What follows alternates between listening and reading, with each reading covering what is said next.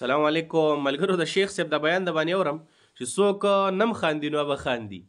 شیخ صاحب داسې مزاحي قصه کړې ده چې زه بېګا ډېر سخت بېسوره وم او د شیخ صاحب د بیان چې ما واورېدو نو ډېر مې ورته وخندل. ما ویل انشاءالله چې سهار شي نو دا به زه خپلو ملګرو سره شیر کوم.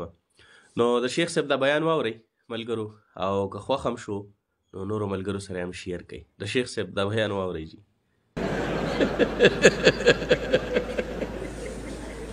موږ سره کړی دا مزې به کې بلا پیسې به بیل مې ورکړه او بس راکوشو.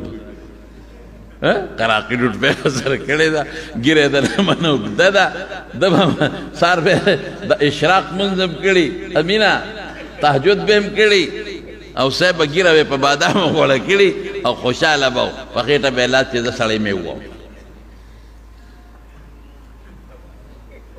بل اوس مې لیدل په دې دغه کې والد صاحب مې د خدای پاک وبخي، تاسو دې مشرانو لیدلی دی ټولو، هغه ډېر حساس و. هغه به وی چې زما په شا باندې مچ کیني ما ته پته لګي چې دا مچ کېناست. هغه به وی د مچ غول ما ته د کوه قاف غر ښکاري. دا بعد انساني د هغه له حساس وي، حساس شپږم حس ورته را ډاکټران وایي ډېر حساس. ما ته وی بچې په جون کې چا نیم دوکه کړې؟ وی یو ځل یو سړي دوکه کړه. پېښور کې روان وم، یو سړی مخې له راغی، ښه تورې چشمې اچولې وې، کوټ یې اچولی و، بوټان یې اچولي و، قراقوري ټوپۍ په سر وه او مخې له راغی و راته او حضرت السلام علیکم، داسې په غټ اواز و په دروند. څنګه یې طبیعت څنګه دی؟ ما وی خیر دی. قبلګاه صاحب محترم یو نه وایي چې ښه دی که نه، پته خو نه جم دی که پېژنې خو نه که نه. قبلګاه صاحب محترم ما وی ښه دی، ښه دی طبیعت ښه دی، مونږ د هغې ډېر خدمت کړی دی. دا یاره وایي ما دا اندازه واخیسته چې دا مې د والد صاحب څوک شاګرد دی، داسې فارمولې استعمال کړي.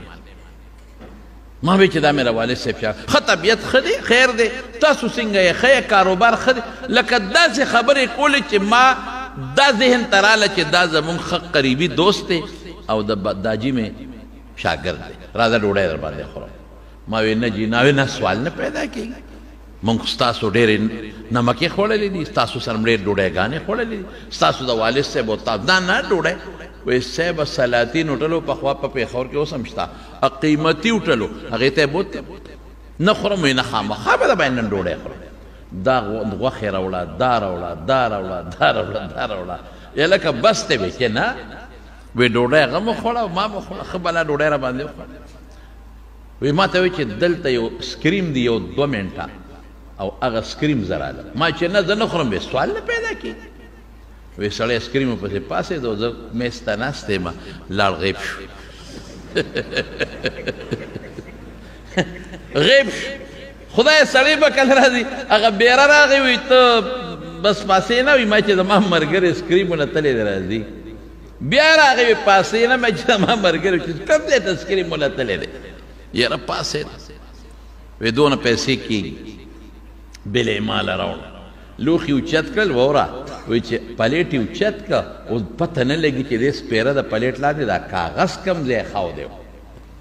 وی چې پلیټونه لوښي یوړل، پلیټ یې اوچت کړه، نو د پلیټ لاندې کاغذ پروت و، چې کاغذ مې اوچت کړه په هغې کې لیکلي و چې مونږ سره ګرځې دا مزې به کوې.